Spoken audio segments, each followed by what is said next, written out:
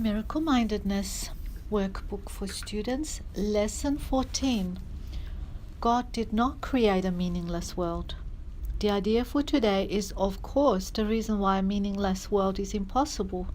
What God did not create does not exist, and everything that does exist exists as He created it.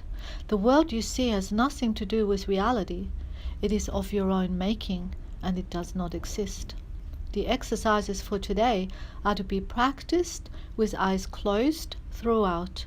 The mind-searching period should be short, a minute or at most. Do not have more than 3 practice periods with today's idea unless you find them comfortable. If you do, it will be because you really understand what they are for.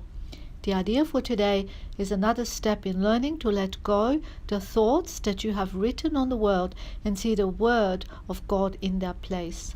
The early steps in this exchange, which can truly be called salvation, can be quite difficult and even quite painful. Some of them will lead you directly into fear. You will not be left there. You will go far beyond it. Our direction is toward perfect safety and perfect peace.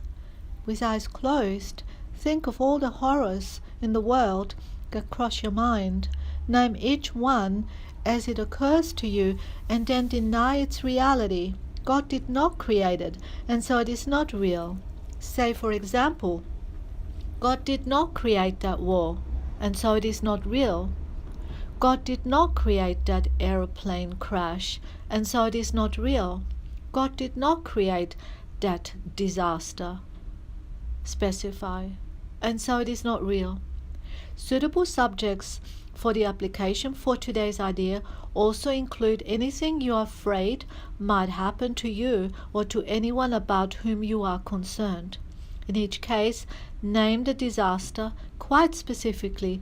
Do not use general terms. For example, do not say, God did not create illness, but God did not create cancer or heart attacks or whatever may arouse fear in you. This is your personal repertoire of horrors at which you are looking. These things are part of the world you see.